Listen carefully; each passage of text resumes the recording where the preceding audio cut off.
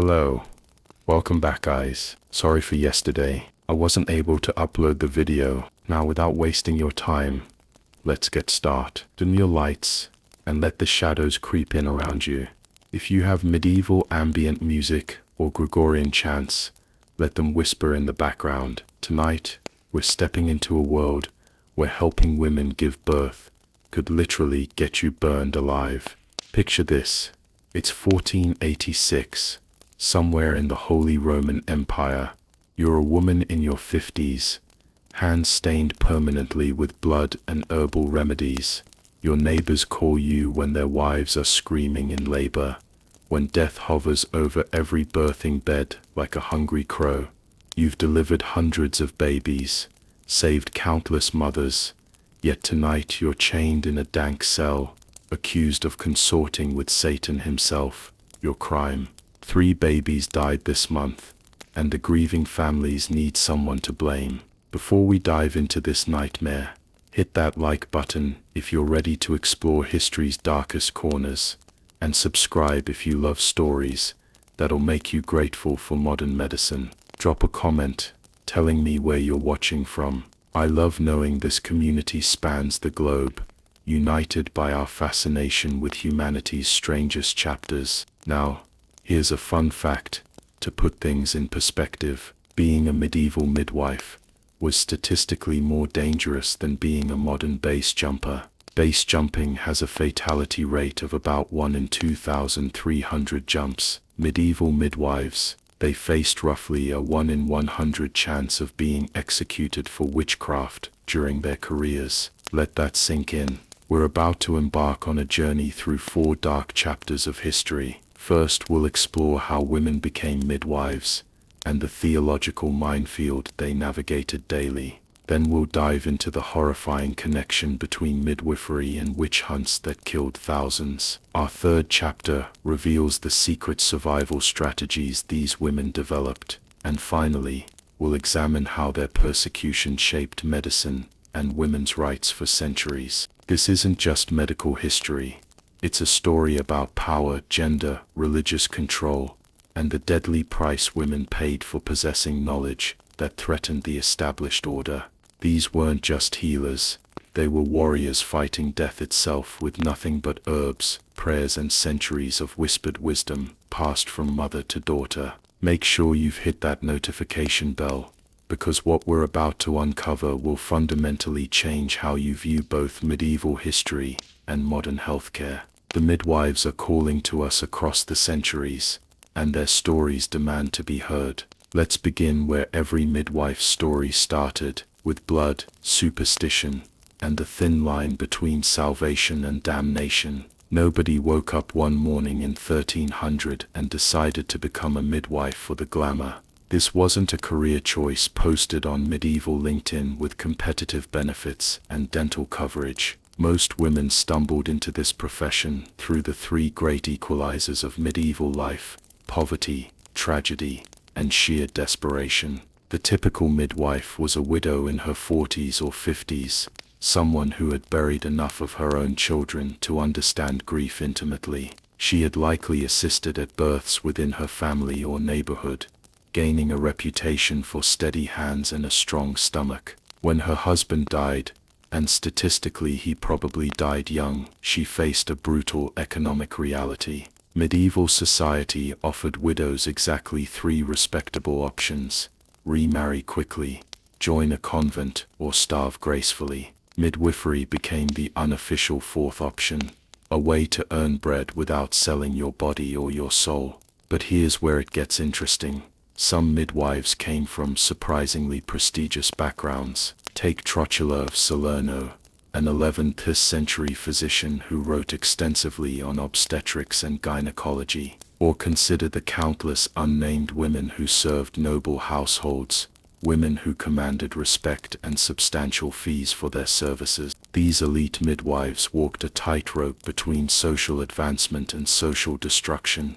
One failed birth could send them tumbling from palace to pyre. The training system would horrify modern medical educators. There were no universities for women, no standardized curricula, no boards to pass. Instead, Knowledge flowed through whispered conversations, hurried demonstrations, and the brutal teacher that was experience itself. A young woman might apprentice with her mother, aunt, or village midwife, learning by watching, listening, and gradually taking on more responsibility. The lucky ones learned from women who had decades of experience. The unlucky ones learned from women who had just enough knowledge to be dangerous. This oral tradition created fascinating regional variations in practice. In northern France, midwives used specific herbal combinations passed down from Celtic healers. In Germanic regions, they incorporated pagan rituals that the church barely tolerated. Italian midwives, influenced by proximity to medical schools, sometimes possessed surprisingly sophisticated anatomical knowledge. But everywhere, the fundamental challenge remained the same: helping women survive an experience that killed roughly 1 in 10 mothers and half of all babies. The demographics reveal a profession born from necessity rather than calling. Most midwives were between 40 and 60 years old enough to have gained experience and lost their fertility, but young enough to endure the physical demands of the job. They were typically from the lower or middle classes, though not the absolute poorest.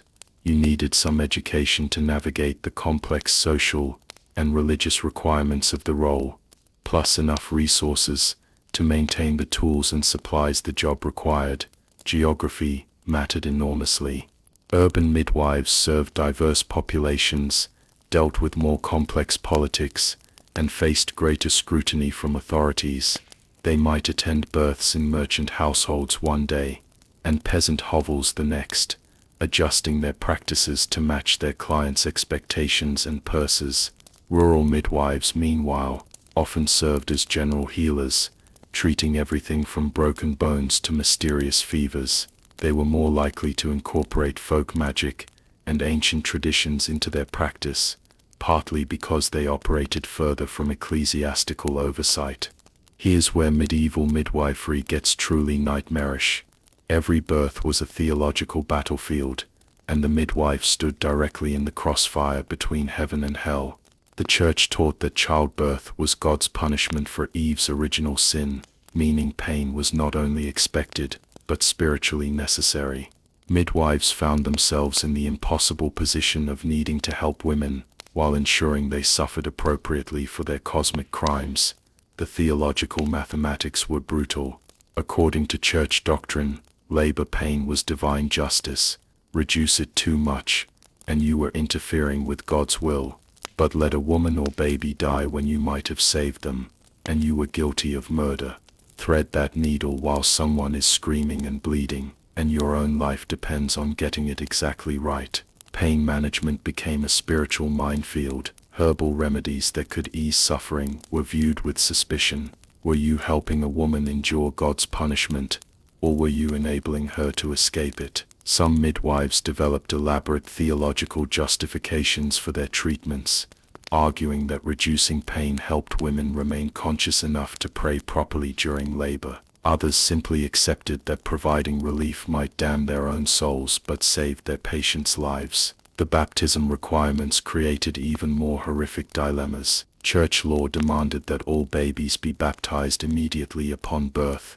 But what about babies born with severe deformities, or obvious signs of impending death? What about stillborns who showed the faintest signs of life? Midwives were authorized to perform emergency baptisms, but making the wrong call could result in accusations of either murder or heresy. They had to master not just medical techniques but also complex theological distinctions about when a soul entered the body, and when death actually occurred.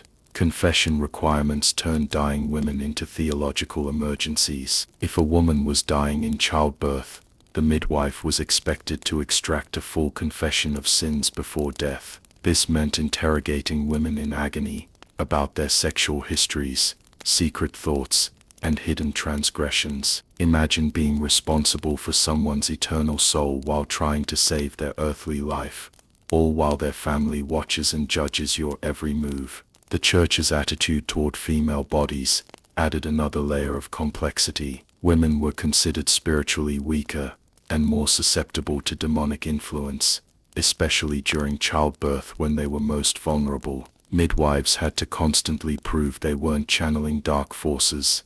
Their success could be evidence of divine favor or diabolic assistance, and there was often no way to tell which interpretation would prevail. Some midwives navigated these theological waters by becoming intensely religious themselves, weaving prayers and religious rituals into every aspect of their practice.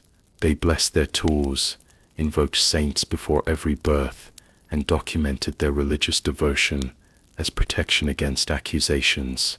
Others attempted to secularize their work as much as possible, focusing on practical techniques and avoiding anything that could be construed as spiritual intervention. Let's talk about the medieval midwife's toolkit, and prepare yourself. This is where things get medieval in the most literal sense. Forget sterile instruments and modern anesthesia. These women worked with tools that would make a modern surgeon weep, in conditions that would violate every health code ever written. The basic birthing stool was essentially a horseshoe-shaped wooden chair that allowed gravity to assist delivery while giving the midwife access to work. Some were elaborately carved with religious symbols or protective charms. Others were simple wooden constructs that had seen decades of use. The birthing stool was often a midwife's most prized possession, passed down through generations and modified based on experience. For difficult deliveries, midwives employed hooks, forceps, and extraction tools that were equal parts surgical instrument and medieval torture device. Iron hooks were used to extract dead fetuses, a gruesome but sometimes life-saving procedure that required incredible skill to avoid killing the mother. Primitive forceps, usually made by local blacksmiths, could assist with breech births or cases where the baby's head was stuck. The margin for error was essentially zero. Herbal medicine formed the backbone of pain management and medical intervention. The ergot, derived from infected rye, could strengthen uterine contractions, but was deadly in incorrect doses. Willow bark provided pain relief, similar to modern aspirin. Raspberry leaf tea was believed to strengthen the uterus. Pennyroyal could induce labor, but could also cause fatal hemorrhaging. Midwives had to become expert botanists, pharmacologists, and chemists without any formal training in these fields. Birth positioning techniques varied dramatically by region and practitioner. While modern medicine favors lying flat, a position that actually makes birth more difficult, medieval midwives understood that upright positions, squatting and side-lying, could ease delivery. Some used birthing stools, others preferred beds, and some encouraged walking and movement during early labor. Their empirical observations often surpassed medical understanding that wouldn't be discovered by male physicians for centuries. The cutting techniques were perhaps the most terrifying aspect of medieval midwifery. Episiotomies were performed with whatever sharp instruments were available, often without any pain relief. In cases of obstructed labor, midwives sometimes had to make the horrific decision to dismember a dead fetus to save the mother's life, a procedure that required both technical skill and emotional fortitude that's difficult to imagine. Pain management strategies combined practical techniques with psychological manipulation. Midwives learned to read their patients' emotional states, providing comfort through touch, voice, and presence. They understood that fear intensified pain, and that confidence could literally save lives. Some developed elaborate rituals and ceremonies that helped women feel supported and protected during the birthing process. The success rates tell the story of these techniques' effectiveness. Maternal mortality in medieval Europe ranged from 10 to 20%, compared to less than 0.02% today. Infant mortality was even more devastating, with roughly half of all children dying before age 5. But here's the remarkable thing.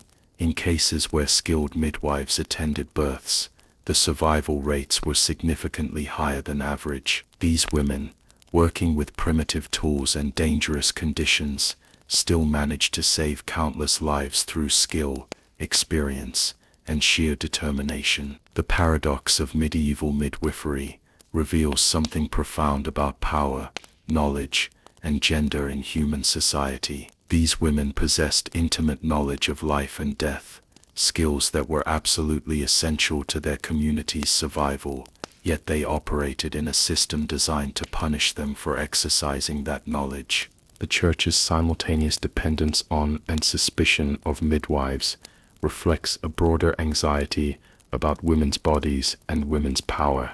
Birth was the ultimate reminder that life came through women, that the continuation of humanity depended on female bodies and female knowledge. In a patriarchal society that insisted on male dominance, this biological fact created cognitive dissonance that was resolved through control, suspicion, and ultimately persecution. The oral tradition that preserved midwifery knowledge also made it vulnerable to destruction. When midwives were killed as witches, centuries of accumulated wisdom died with them. This wasn't just medical knowledge, it was understanding of human psychology, herbal medicine, surgical techniques, and patient care that had been refined over generations. The systematic destruction of this knowledge represents one of history's greatest losses of medical expertise. Perhaps most remarkably, these women continued practicing despite the dangers, continued passing down their knowledge despite the risks, because they understood something that transcended their own survival. Birth needed witnesses, women needed advocates, and babies needed someone fighting for their first breath. In choosing to become midwives, they chose service over safety, knowledge over security, and the continuation of life over the preservation of their own. Their legacy reminds us that essential knowledge often exists in the margins, held by people society considers expendable, and that the most important work is often the most dangerous work. The medieval midwife story is ultimately about courage, the courage to help others when helping could kill you, and the courage to possess knowledge when knowledge itself was considered a crime. In 1487, two Dominican friars, named Heinrich Kramer and Jacob Sprenger, published what would become history's most lethal instruction manual, the Malleus Maleficarum, or Hammer of Witches. This wasn't just another theological treatise gathering dust in monastery libraries. This was a step-by-step guide to identifying, prosecuting, and executing witches, and it had midwives directly in its crosshairs from page 1. The authors weren't subtle about their target. They explicitly stated that midwives were among the most dangerous practitioners of witchcraft, claiming they killed more children than all other witches combined. According to the Malleus, midwives didn't just deliver babies, they offered them as sacrifices to Satan, cursed them in the womb, or killed them during birth to harvest their unbaptized souls for demonic rituals. The book provided detailed instructions for extracting confessions from accused midwives, complete with torture techniques and leading questions designed to produce the desired admissions of guilt. The statistics are staggering and heartbreaking. Modern historians estimate that between 80,000 and 100,000 people were executed for witchcraft between 1450 and 1750, with women comprising roughly 80% of the victims. Among these women, midwives were disproportionately represented. In some German territories, midwives made up nearly 30% of all witch trial victims, despite being a tiny fraction of the population. In France, the percentage was even higher in certain regions. These weren't random accusations. This was systematic elimination of women who possessed medical knowledge. Consider the case of Anna Ebeler, a midwife from Würzburg who was executed in 1629. The confession, extracted under torture, claimed she had killed 42 children and caused multiple miscarriages through demonic magic. The reality was likely far different. Anna had probably attended difficult births where babies died from natural causes, breech presentations, or maternal complications beyond anyone's control. But in a world where every death needed a supernatural explanation, Anna became the perfect scapegoat. The witch hunt machinery was designed to be inescapable once it focused on you. If babies in your care lived, you might be blessed by God, or you might have spared them to avoid suspicion. If babies died, you were obviously practicing maleficium, harmful magic. If you refused to attend a difficult birth, you were being suspiciously selective. If you attended every birth offered, you were unnaturally drawn to opportunities for evil. The logic was circular and deadly. The most terrifying aspect was how quickly communities could turn against midwives they had trusted for decades. Maria Hull from Nordlingen had delivered babies for over 30 years when accusations began in 1593. Neighbors who had welcomed her into their homes during their most vulnerable moments suddenly remembered suspicious details, how she had touched their bellies in odd ways, how she had muttered under her breath during difficult labors, how she had asked strange questions about their families. Under torture, Maria confessed to a catalogue of crimes spanning 3 decades, implicating other midwives and healers in an ever-widening web of supposed conspiracy. The legal procedures were rigged from the start. Midwives were often accused by grieving families who needed someone to blame for their losses. The accusers faced no penalty for false accusations, but accused midwives faced death if they couldn't prove their innocence, and proving innocence was virtually impossible. Evidence of guilt included possession of herbs, knowledge of anatomy, success in difficult cases, and failure in routine ones. The water test, where accused women were thrown into ponds or rivers, was particularly cruel. If you drowned, you were innocent but dead. If you survived, you were guilty and would be executed.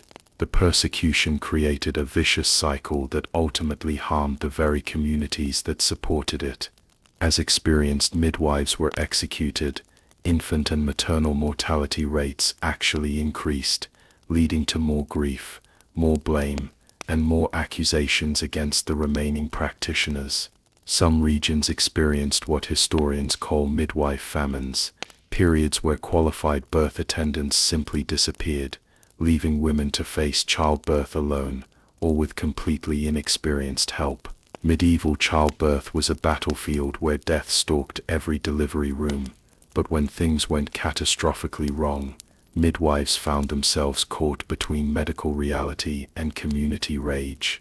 Let's walk through the nightmarish scenarios that could transform a respected healer into a condemned witch overnight. Maternal mortality was the most visible and traumatic failure.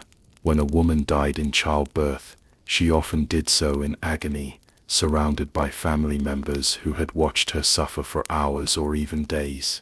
The most common killers were hemorrhaging, infection, and obstructed labor, conditions that were largely beyond medieval medical intervention. But grieving husbands and relatives weren't interested in medical explanations. They wanted someone to blame, and the midwife was the obvious target. Obstructed labor was particularly horrific for everyone involved. When a baby's head was too large for the birth canal, or when the baby was positioned incorrectly, labor could continue for days without progress. The woman would exhaust herself pushing, the baby would often die from lack of oxygen, and the midwife would be forced to make impossible decisions. Should she attempt to turn the baby, risking the mother's life? Should she try to extract the baby piece by piece to save the mother? Should she simply wait and pray while both mother and child suffered? Hemorrhaging was another nightmare scenario. Medieval midwives understood that some bleeding was normal after birth, but they had no effective way to stop severe hemorrhaging. They might try packing the uterus with herbs, applying pressure, or elevating the woman's legs, but when blood loss became critical, they could only watch helplessly as life drained away. The sight of a woman bleeding to death despite the midwife's best efforts was seared into witnesses' memories, creating lasting associations between the midwife and death itself. Birth defects presented unique challenges that combined medical tragedy with theological crisis. When babies were born with severe deformities, missing limbs, or obvious signs of mental impairment, communities often interpreted these as signs of divine displeasure or demonic interference. The midwife who delivered such a child faced immediate suspicion. Had she cursed the baby in the womb? Had she failed to provide proper spiritual protection during pregnancy? Had she made some error that caused God to withdraw his blessing? Stillbirths were perhaps the most devastating outcomes for midwives to navigate. When a baby died in the womb, the midwife still had to deliver the dead child while preserving the mother's life and psychological health. The process was traumatic for everyone involved, but the midwife bore the burden of explaining why God had allowed such a tragedy. Some communities blamed stillbirths on the midwife's spiritual inadequacy, others on her technical incompetence, and still others on her malevolent intentions. The economic consequences of professional failure were immediate and devastating. Midwives typically received payment only for successful deliveries, meaning that deaths not only damaged their reputations but also cost them income. In communities where a single midwife's failures could spiral into widespread accusations, she might find herself unable to practice at all, facing poverty and social isolation even before formal accusations began. The psychological toll on surviving midwives was immense. They carried the weight of every loss, every scream, every family's grief. They lived with the knowledge that their next case might be their last, not because of retirement or illness, but because of execution. Some developed elaborate superstitions and rituals to protect themselves. Others became fatalistic, and many simply left the profession entirely, abandoning communities that desperately needed their services. Community blame followed predictable patterns that made persecution almost inevitable. When infant mortality was high, people looked for patterns and explanations. If several babies died after being attended by the same midwife, the connection seemed obvious, regardless of underlying medical causes. If a midwife had a personality conflict with local authorities, her professional failures became evidence of moral corruption. If she was too successful, she might be suspected of supernatural assistance. The narrow window between incompetence and supernatural ability left little room for normal human error. The systematic persecution of midwives wasn't just about superstition and grief. It was fundamentally about power, control, and the male medical establishment's desire to dominate women's reproductive health.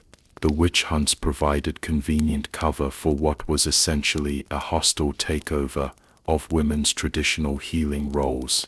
University-trained physicians had been eyeing midwifery with increasing interest throughout the medieval period.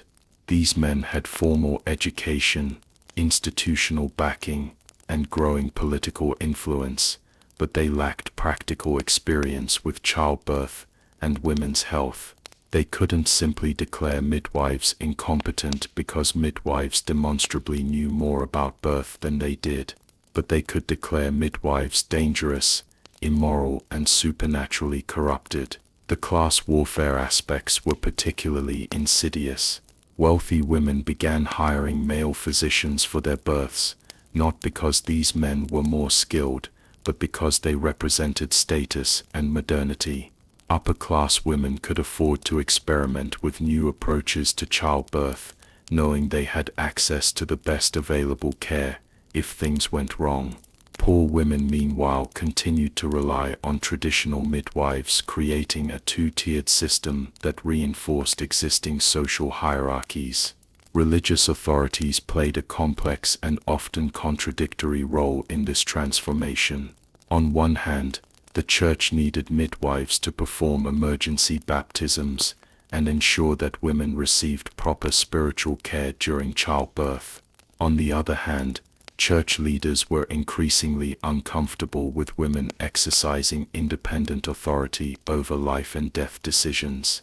The solution was to maintain midwifery as a necessary service, while systematically undermining midwives' autonomy and authority. The gender power struggles extended far beyond medical practice into fundamental questions about women's roles in society. Midwives represented a form of female authority that operated independently of male oversight. They made critical decisions, possessed specialized knowledge, and commanded respect from their communities. In an era when women were supposed to be subject to male authority in all aspects of life, midwives represented a dangerous exception to patriarchal control. The gradual masculinization of medicine wasn't just about professional competition, it was about redefining childbirth itself. Male physicians increasingly portrayed birth as a medical condition, requiring expert intervention, rather than a natural process that women could manage with experienced assistance. This redefinition served multiple purposes. It justified male involvement in women's reproductive health. It positioned university education as superior to traditional knowledge, and it transformed birth from a communal female experience into an individual medical procedure. The economic implications were staggering. As midwifery became increasingly dangerous and male physicians gained credibility, the flow of money shifted dramatically. Wealthy families who had paid midwives modest fees began paying physicians substantial sums for attendance at births. This economic pressure created incentives for men to enter the field, while making it even more dangerous for women to practice. The systematic persecution of medieval midwives reveals how easily essential knowledge can be weaponized against those who possess it. These women were destroyed, not despite their competence, but because of it. Their crime wasn't incompetence, it was knowing too much, while being female in a world that increasingly demanded male authority over women's bodies and experiences. The witch hunts that devastated midwifery weren't random acts of superstition, they were systematic campaigns that served specific political and economic interests. By eliminating experienced female practitioners and replacing them with university-trained men, European society fundamentally altered the nature of childbirth and women's healthcare. The knowledge that died with these women, centuries of accumulated wisdom about birth, healing, and patient care, represented an incalculable loss to human medicine. Perhaps most tragically, the communities that participated in these persecutions ultimately harmed themselves. The execution of skilled midwives led to increased maternal and infant mortality, creating the very problems that the persecutions were supposedly meant to solve. Fear and superstition triumphed over practical knowledge, ideology defeated experience, and entire communities chose dangerous ignorance over uncomfortable expertise. The legacy of these persecutions extends far beyond medieval history. The systematic elimination of women's traditional healing roles created patterns of medical gender discrimination that persist today. The redefinition of childbirth as a medical condition requiring expert male intervention shaped modern obstetrics in ways that continue to influence women's reproductive health care. The fear of female knowledge and authority that drove the witch hunts echoes in contemporary debates about reproductive rights, women's health research, and gender equality in medicine. Most importantly, the story of medieval midwives reminds us that knowledge is never neutral and expertise is never purely technical. The persecution of these women teaches us to recognize how easily competence can be reframed as threat, how quickly communities can turn against their most essential workers, and how the most vulnerable practitioners often hold the most crucial knowledge. Their deaths weren't just personal tragedies, they were collective losses that impoverished entire societies and shaped the trajectory of medical development for centuries to come. When the flames of persecution began consuming midwives across Europe, the survivors didn't simply accept their fate. Instead, they developed sophisticated underground networks that would make modern resistance movements proud. These women understood that knowledge was power, but sharing knowledge safely required intelligence, courage, and elaborate systems of protection that operated beneath the surface of medieval society. The midwife networks functioned like medieval intelligence agencies, with information flowing through carefully maintained channels that could withstand scrutiny from suspicious authorities. Experienced practitioners developed coded languages for discussing dangerous techniques, using religious metaphors and household terminology to disguise medical knowledge. A conversation about preparing bread might actually detail the steps for inducing labor, while discussion of tending gardens could convey information about herbal abortifacients. These codes allowed midwives to share critical knowledge, even in the presence of potential informants. Regional gatherings provided cover for knowledge exchange under the guise of religious festivals, market days, or family celebrations. Midwives would travel considerable distances to attend these informal conferences, where they could compare techniques, share new remedies, and warn each other about emerging threats. The most successful networks operated across multiple communities, creating redundancy that ensured essential knowledge survived even when individual practitioners were eliminated. The apprenticeship system evolved into something resembling a medieval witness protection program.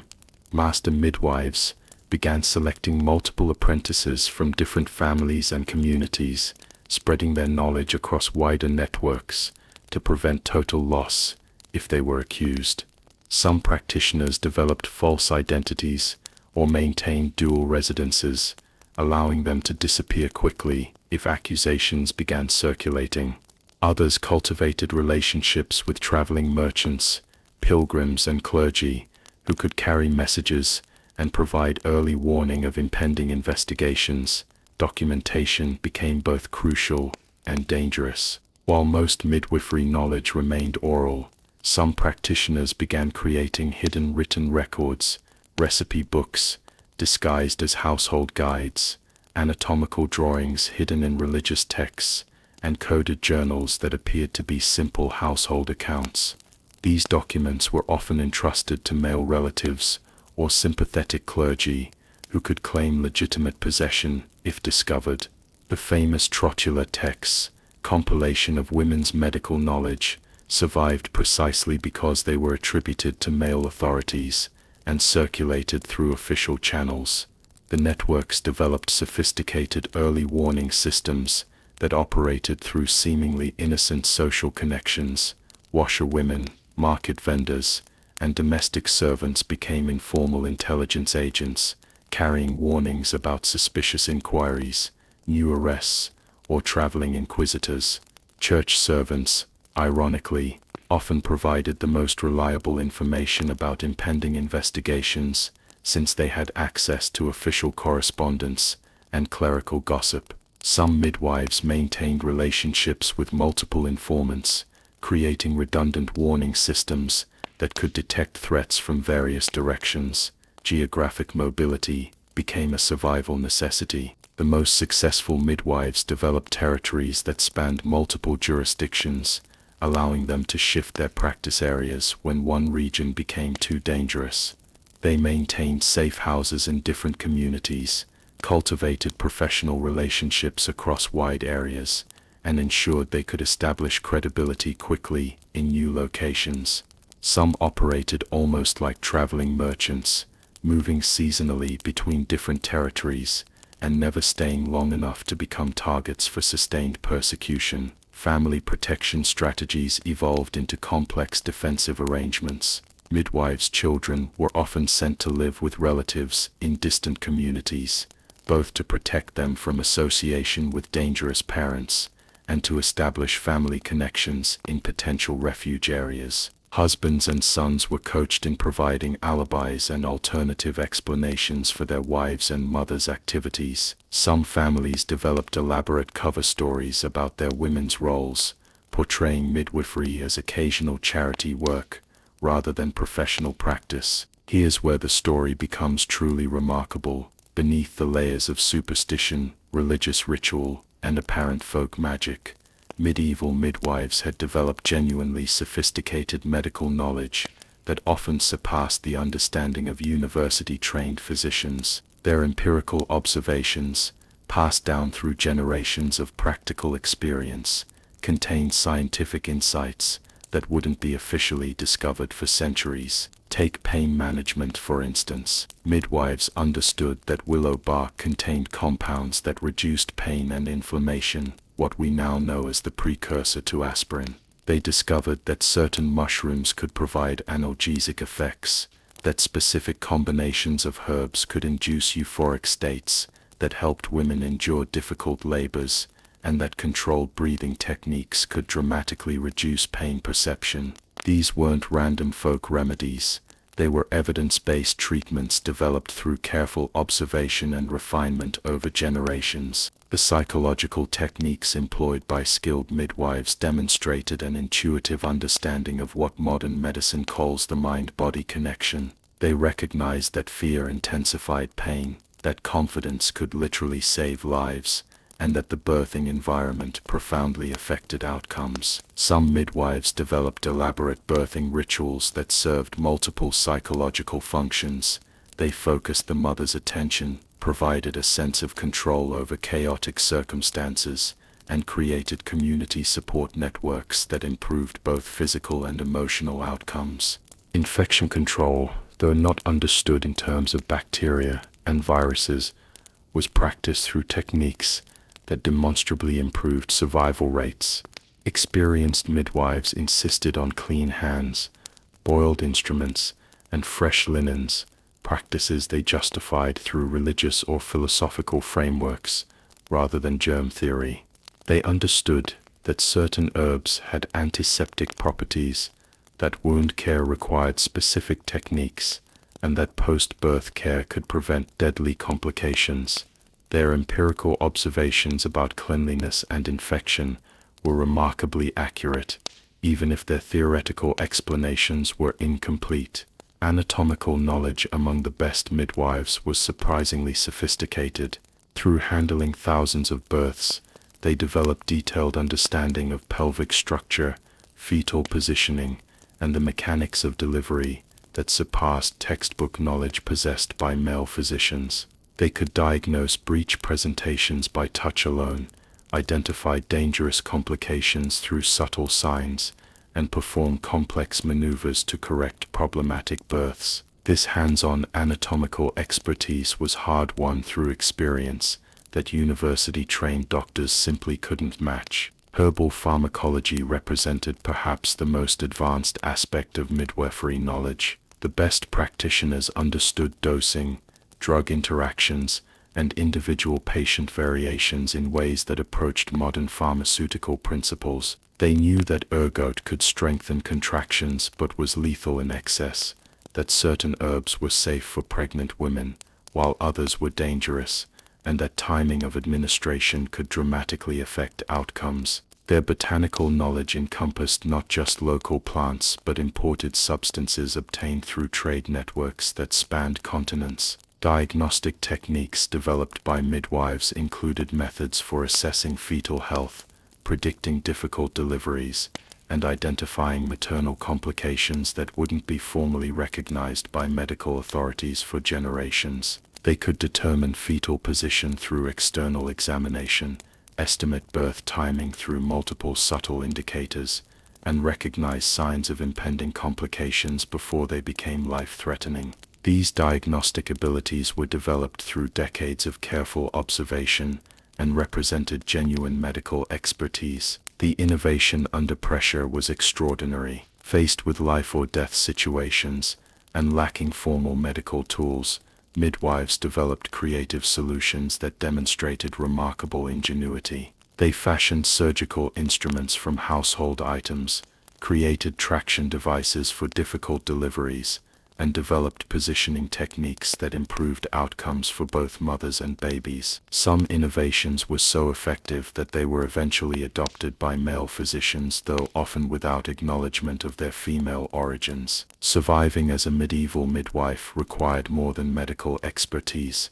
It demanded sophisticated understanding of economics, politics, and social dynamics that would challenge modern business strategists. These women operated in a marketplace where their services were essential but their persons were expendable, where success could be as dangerous as failure, and where professional survival required constant navigation of shifting social currents. Fee structures became elaborate balancing acts between financial necessity and social acceptability. Midwives couldn't charge so little that they appeared desperate or incompetent, but they couldn't charge so much that they seemed greedy or above their station. The most successful practitioners developed sliding scales that demonstrated both compassion for the poor and respect for social hierarchy. They might accept payment in goods, services, or future considerations from poor families, while charging substantial fees to wealthy clients, creating diverse income streams that provided both financial stability and social protection. Payment timing and methods became crucial survival strategies. Smart midwives avoided demanding immediate payment for unsuccessful deliveries, instead negotiating delayed payment schedules or alternative compensation arrangements that demonstrated good faith while protecting their reputations. Some developed relationships with extended families or community leaders who could guarantee payment even when individual clients couldn't pay immediately. Others created barter networks that provided essential goods and services in exchange for medical care. Social positioning required walking an impossibly narrow line between visibility and invisibility. Midwives needed to be well known enough to attract clients, but not so prominent that they attracted unwanted attention from authorities. They had to demonstrate competence without appearing to claim knowledge beyond their station, show confidence without seeming arrogant, and maintain professional standards without appearing to challenge male authority. The most successful practitioners became masters of strategic humility, publicly deferring to male authorities, while privately maintaining their professional autonomy. Political navigation demanded intimate knowledge of local power structures and the ability to cultivate protective relationships without appearing to manipulate or threaten existing hierarchies. Successful midwives identified key allies, sympathetic clergy, influential women, powerful families who depended on their services, and carefully maintained these relationships through a combination of excellent service, personal loyalty, and strategic discretion. They understood that their survival often depended on having advocates who would speak for them if accusations arose. Alliance building extended beyond individual relationships to encompass entire communities of mutual support. Midwives formed informal partnerships with other female healers, creating networks that could provide alternative explanations for unusual knowledge or suspicious activities.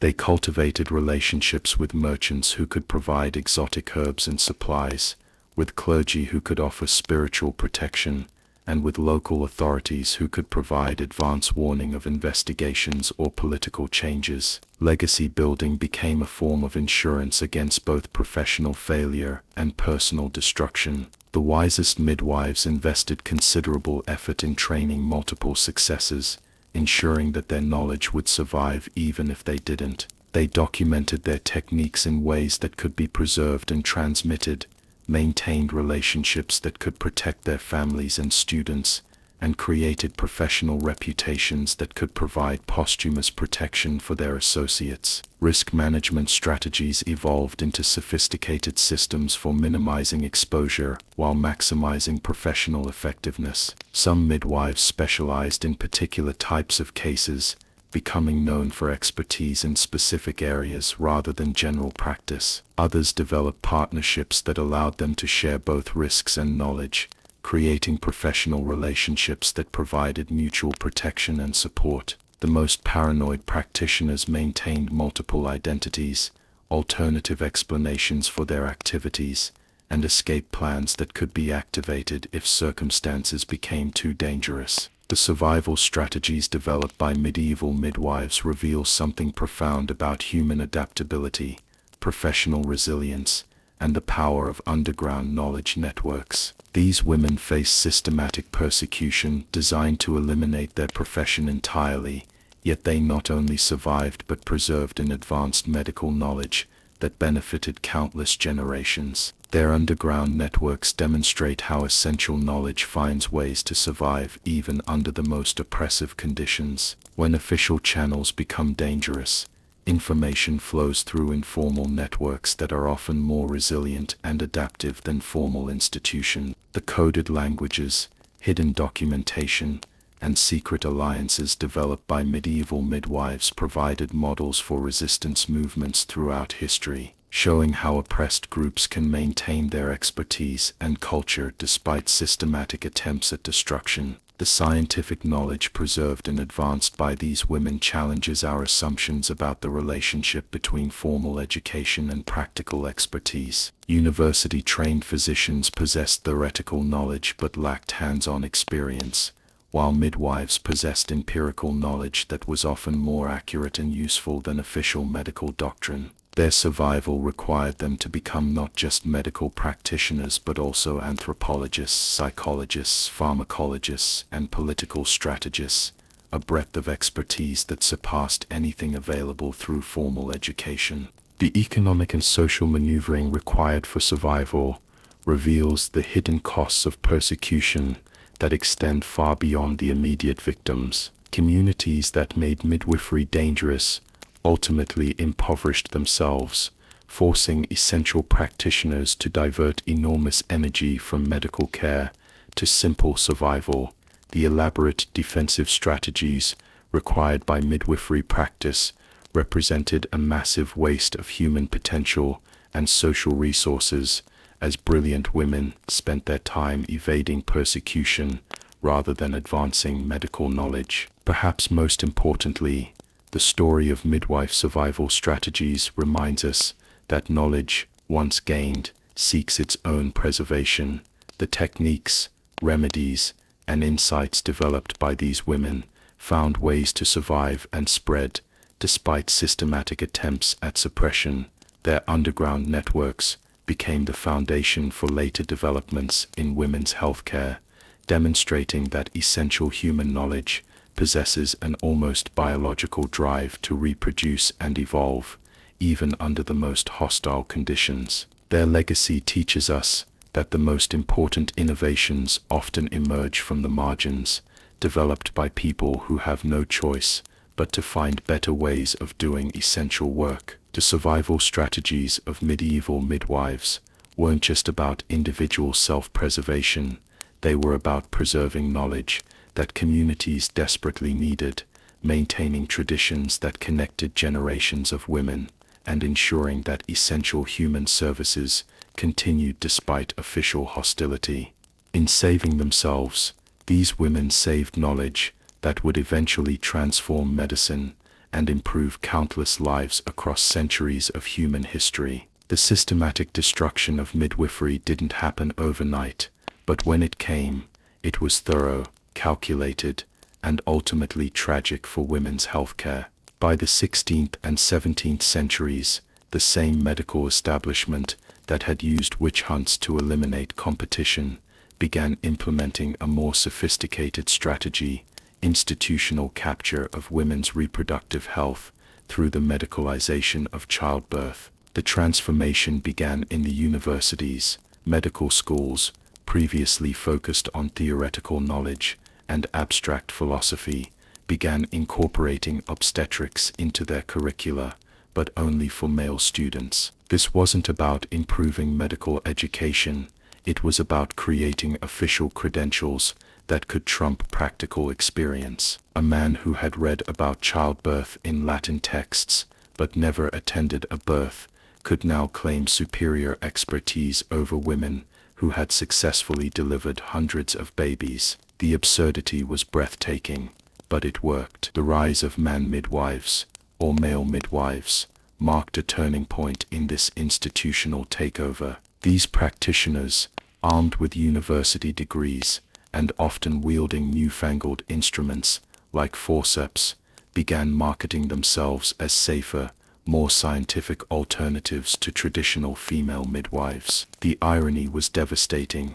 Maternal and infant mortality rates actually increased in many areas where male practitioners replaced experienced women, but the medical establishment simply attributed these failures to the inherent dangers of childbirth rather than inexperience. Hospital births became the ultimate symbol of medicalization. Throughout most of human history, birth had been a domestic event attended by women in familiar surroundings. The shift to institutional births removed women from their support networks, placed them under the authority of male physicians, and transformed birth from a natural process into a medical procedure requiring expert intervention. This wasn't progress, it was conquest, the final capture of women's most intimate experiences by male-dominated institutions. The loss of traditional knowledge was catastrophic and largely irreversible. Generations of empirical understanding about pain management,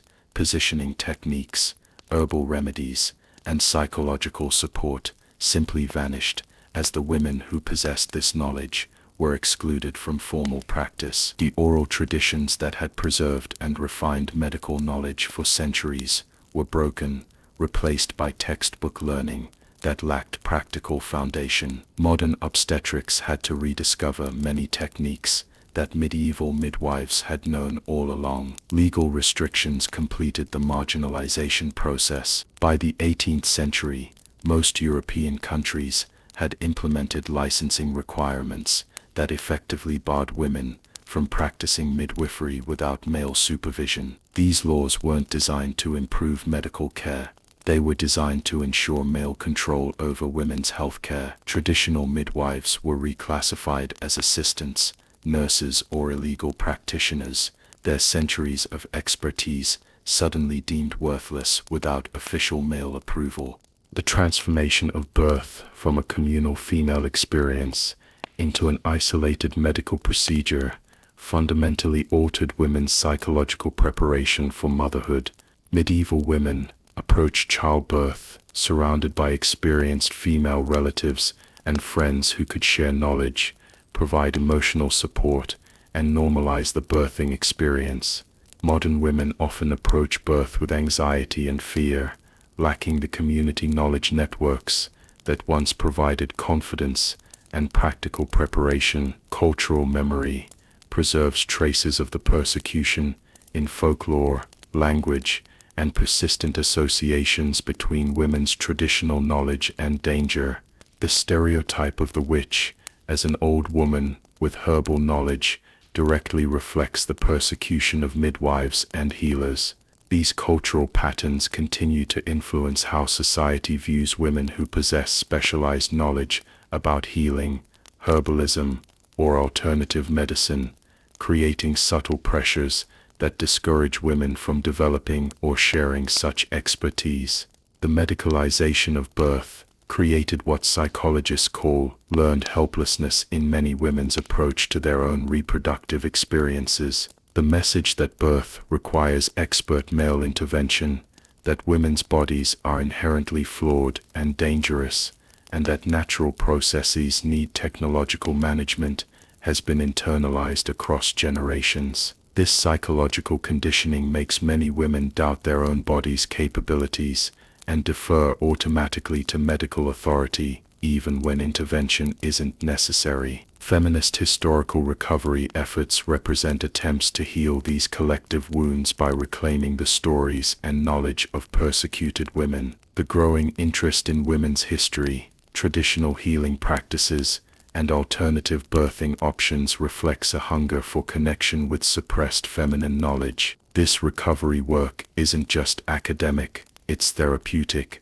helping contemporary women understand the historical roots of modern medical attitudes and reclaim confidence in their own bodies and experiences. The intergenerational transmission of birth trauma creates patterns that persist across centuries. Women who experience traumatic, medicalized births often unconsciously pass fears and anxieties to their daughters, creating cycles of apprehension that make normal birth seem inherently dangerous. Breaking these patterns requires conscious effort to distinguish between historical trauma and contemporary reality, recognizing how persecution-era attitudes continue to influence modern birth experiences. The legacy of medieval midwife persecution extends far beyond medical history into fundamental questions about knowledge, power, and human progress. The systematic destruction of women's traditional healing expertise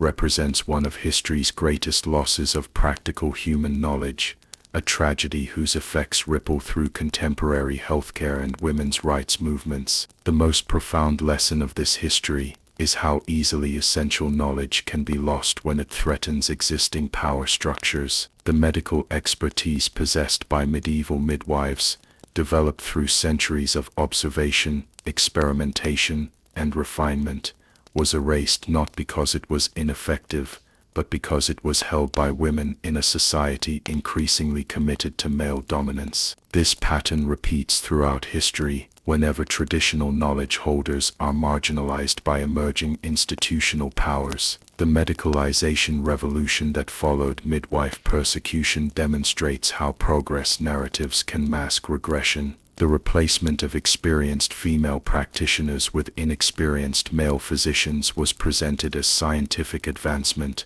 but it actually represented a massive step backward in practical medical care. This reminds us to examine contemporary innovations carefully, distinguishing between genuine improvement and institutional power grabs disguised as progress. The persistence of persecution patterns in modern healthcare reveals how deeply historical trauma can embed itself in cultural institutions. The attitudes that justified burning midwives as witches continue to influence medical education, research priorities, and patient care in ways that are often invisible but measurably harmful. Recognizing these patterns is essential for creating healthcare systems that truly serve women's needs, rather than institutional interests. Perhaps most importantly, the story of medieval midwives demonstrates the extraordinary resilience of essential human knowledge. Despite systematic persecution, much traditional birthing wisdom survived through underground networks,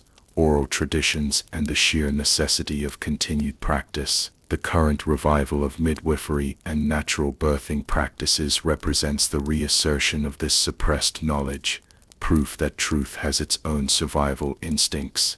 The philosophical transformation was perhaps even more significant than the practical changes. Childbirth was redefined from a natural process that occasionally required assistance into a medical condition that always required intervention. This shift in thinking justified endless medical interference in normal births, created markets for unnecessary procedures and instruments, and established the precedent that women couldn't be trusted to manage their own reproductive experiences without expert male guidance. The persecution of medieval midwives created patterns that echo through contemporary healthcare with disturbing consistency. Walk into any modern delivery room, and you'll see the legacy of those burned women in the routine interventions, the assumption that birth requires medical management, and the marginalization of women's traditional knowledge about their own bodies. Contemporary midwifery exists in a strange paradox of revival and resistance. In many countries, certified nurse midwives now practice legally and are gaining recognition for their superior outcomes in low-risk pregnancies. Yet they still face skepticism from medical establishments, legal restrictions that limit their practice, and cultural assumptions that position them as somehow less qualified than physicians. The echoes of medieval persecution persist in modern attitudes that view midwifery as alternative medicine rather than traditional medicine that was systematically suppressed. The reproductive rights battles of the 21st century bear striking resemblances to medieval conflicts over women's bodily autonomy. Contemporary debates about abortion access, contraception coverage, and birthing choices reflect the same fundamental tension between women's control over their reproductive experiences and institutional attempts to regulate that control. The arguments used against medieval midwives, that they were dangerous, immoral, and threatened natural order, reappear in modern form in attacks on reproductive healthcare providers. Medical misogyny, the systematic dismissal of women's medical concerns and experiences, has deep roots in the medicalization process that eliminated midwifery. The same attitudes that portrayed women as incapable of understanding their own bodies continue to influence modern healthcare, where women's pain is more likely to be dismissed, their symptoms attributed to psychological causes, and their medical knowledge discounted. The medieval assumption that men understood women's bodies better than women themselves persists in subtle but measurable ways throughout contemporary medicine. The resurgence of traditional birthing practices represents a fascinating example of knowledge seeking its own restoration. Home births, birthing centers, and natural childbirth movements aren't new innovations. They're attempts to recover approaches that were standard practice before medicalization. Women are increasingly seeking birth experiences that incorporate elements suppressed during the medicalization revolution: continuous support, freedom of movement, respect for natural timing, and recognition of birth as a normal rather than pathological process. Research validation of traditional midwifery techniques provides scientific confirmation of what medieval women knew through experience. Studies consistently show that midwife-attended births have lower intervention rates, fewer complications, and higher patient satisfaction scores than physician-attended births for low-risk pregnancies. Modern research has validated many traditional practices: upright birthing positions, continuous labor support, delayed cord clamping, and skin-to-skin contact, all techniques that medieval midwives used routinely, but that were abandoned during medicalization. The global perspective reveals how completely European medicalization patterns spread through colonialism and cultural imperialism. Indigenous birthing traditions worldwide faced systematic suppression, similar to what happened to European midwifery, as colonial powers imposed Western medical models that dismissed traditional knowledge. The loss of indigenous midwifery knowledge represents a global tragedy that mirrors the European experience, but on an even larger scale. The persecution of medieval midwives created psychological and cultural wounds that have shaped women's relationship with childbirth for centuries. The trauma wasn't just individual, it was collective, creating generational patterns of fear, submission, and disconnection from traditional women's knowledge that persist in subtle but measurable ways. The medieval midwives who died in flames or lived in fear did so defending knowledge that communities desperately needed. Their persecution wasn't just personal tragedy, it was cultural catastrophe that impoverished human understanding of birth, healing, and women's healthcare for centuries. Their legacy reminds us that the most important knowledge is often held by the most vulnerable people, that essential human services often depend on individuals society considers expendable, and that progress requires protecting traditional wisdom even as we develop new understanding. In honoring their memory, we commit to ensuring that essential human knowledge never again becomes grounds for persecution, that medical progress includes rather than excludes traditional expertise, and that the price of institutional power is never paid with the destruction of human wisdom. The blood of medieval midwives waters the roots of modern healthcare, reminding us that every advance must be built on foundation of respect for those who came before, suffered for their knowledge, and preserved essential human understanding despite impossible odds. So here we are, 40 minutes deep into one of history's most brutal contradictions. We've watched as essential healthcare workers, women who dedicated their lives to bringing life into the world, were systematically hunted, tortured, and executed for the crime of possessing knowledge their communities desperately needed. The numbers alone should take your breath away. Between 80,000 and 100,000 people burned for witchcraft, with midwives comprising up to 30% of victims in some regions. That's thousands of experienced healthcare providers eliminated not for incompetence, but for competence, not for failure, but for possessing skills that threatened male institutional power. The medieval world literally burned its way to worse healthcare outcomes while calling it progress. But here's what should shock you even more. This wasn't ancient history's anomaly. It was a preview of patterns that continue today. Every time reproductive healthcare providers face legal persecution, every time women's medical knowledge is dismissed as alternative medicine, every time birth is treated as a medical emergency rather than a natural process, we're seeing echoes of those medieval flames. The courage of these women staggers the imagination. They continued practicing knowing each birth might be their last, not because of medical complications, but because of execution. They preserved knowledge through underground networks, coded languages, and secret alliances while living under constant threat of death. They chose service over safety, community need over personal survival, again and again and again. Their legacy lives in every certified nurse midwife practicing today, every woman who chooses a birth center over a hospital, every healthcare provider who listens to women's experiences rather than dismissing them. Modern research has validated technique after technique that these women developed through empirical observation centuries before male physicians discovered them in universities. If this story has shaken you, channel that energy into action. Support midwifery programs in your area. Advocate for reproductive healthcare access. Research your own family's birthing stories. You might discover connections to this hidden history that runs deeper than you imagined. Most importantly, recognize that essential knowledge often lives in the margins, held by people society considers expendable. I want to hear from you in the comments. What shocked you most in this journey? Have you experienced modern echoes of these historical patterns in your own healthcare? And please, share this video.